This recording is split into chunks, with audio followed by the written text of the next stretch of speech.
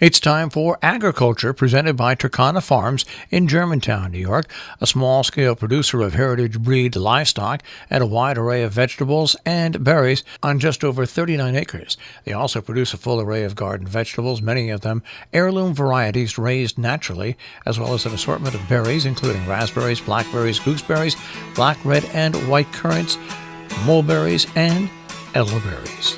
And now, here's Mark Scherzer. A friend this week invited me to attend a lecture at the Albertine bookstore in New York. The topic was a post-work world, and the advertised premise was that we must begin to come to terms with living in a world in which one's value in society is not measured by what one produces, because human productivity has been replaced by computers and machines, but by some other yardstick. I'm not a big lecture goer, but as someone who has spent the last 17 or so years participating in a two-person back to the land movement, where we measure our own worth by what we could physically produce of a very basic commodity, foodstuffs, I found the premise pretty intriguing. Am I moving backward as the world moves forward? I expected to be confronted with an existential dilemma. As it turned out, the distinguished panel discussing the topic didn't really seem to think that physical labor was going to disappear entirely.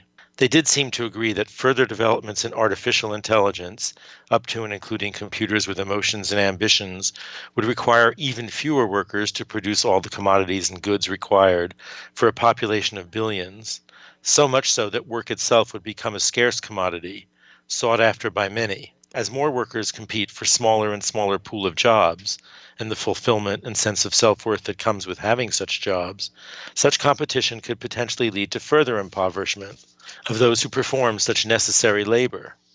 Hence, we've seen depressed wages persist in our own economy, even in an economic recovery. Our economic system, left to its own dynamic, concentrates ever greater wealth in those like the Gates and the Zuckerbergs who create the labor-saving tools and devices, while potentially impoverishing the masses of excess workers whose labor has been saved. It was how to avoid the consequences of this concentration of wealth that the panelists mostly addressed.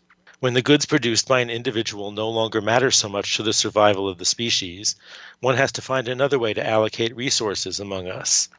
And rather than pick other characteristics by which to assign people relative social value and rewards, these panelists turn to a concept of guaranteeing everyone, each of us being no less valuable than anyone else, a universally dignified standard of living, no matter what they do or do not do to earn it. A universal basic income.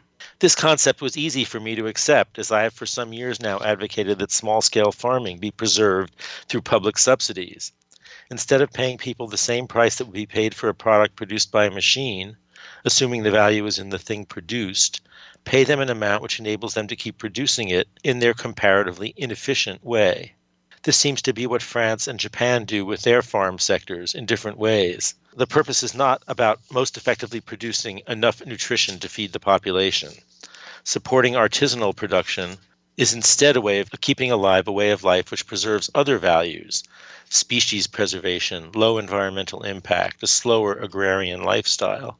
It's no accident that one panelist identified older peasant farmers and young artists as the population segments most enthusiastic about universal basic income. How nice to know that advocating support for small-scale farming, I was not really as backward-looking as I feared. I was instead in sync with a future vision that would recognize the inherent dignity and right to a decent standard of living of each individual and give them opportunity at the same time to pursue fulfilling lives. It was especially nice to have this reassurance during a week when we saw the world around us seeming to be sliding distinctly back in the opposite direction. Just over a year ago, on August 18, 2017, I wrote about how our bubble of tranquility on the farm, our illusion of insulation from the ugliness of the world outside, was punctured by the events in Charlottesville, Virginia, the Unite the Right march that resulted in the death of one counter-protester. I published my father's drawing, made as a 12-year-old boy, of what he observed on Kristallnacht in Vienna, the unmistakable sign of the looming threat on the horizon. I wrote of my own sense of foreboding, post-Charlottesville. And as I said at the time, the foreboding did not derive principally from the events in Charlottesville themselves. We've seen in our lifetimes worse domestic terrorism from the likes of Timothy McVeigh. We've seen more explicitly racist violence like the Birmingham church bombings and the murder of the Mississippi Freedom Riders. We've seen the Nazis' taste for bold and threatening displays of power before, as when the party fought a long and successful legal battle in the late 1970s to march in Skokie, Illinois, a community full of Holocaust survivors. These elements will always be with us.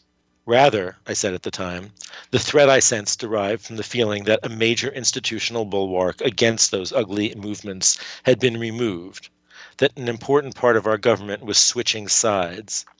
While we've had plenty of racism and nativism over the years, never in my lifetime have we had a president so disinclined to condemn those ideologies. Never in that time have we had a leader who treated opposition to racism as the moral equivalent of the racism itself. In resisting explicit condemnation of white supremacists until a pro forma statement was dragged out of him 2 days after the event last year, Mr. Trump let those purveyors of hate know that he had their backs. And then doubling back on Tuesday, the Tuesday that is of last year, after the events, to proclaim that there were very fine people among the brown shirts, he confirmed that he would be their champion as long as they loved him back. He has nurtured the seed of Nazism and guaranteed the future growth of an ugly cancer in our body politic. That's what I wrote then, and well, what do you know? It seems the seed has germinated, and the cancer has indeed grown. I can hardly claim unique prescience. Many others made the same prediction, now borne out. A single week of pipe bombs sent to the homes of former presidents and to others who had voiced opposition to Mr. Trump, of 2 African Americans being killed in and around one bubble of tranquility, a supermarket, and 11 Jews being killed in another bubble of tranquility, a synagogue, is all the evidence one needs. One of these incidents alone, in isolation, might be taken as just an example of a fringe person's troubled, aberrant break. But 3 episodes in 1 week, shortly before a midterm election that threatens, I pray, the white nationalist ascendancy, makes it a political social movement. A movement that, in place of recognizing the inherent and equal dignity of all, values us differently based on arbitrary characteristics of race, religion, national origin, and sexual orientation. Luckily, there is something we can all do in the coming days to help determine whether we're looking toward a future in which the dignity of every human being is recognized, or one in which the cancer of division and hate further metastasizes. We can vote. Please vote. This time the future really is at stake. Agriculture is underwritten by Takana Farms, LLC, a small-scale producer of heritage-bred livestock and a wide array of vegetables and berries on just over 39 acres in Germantown, New York. More information, 518-537-3815.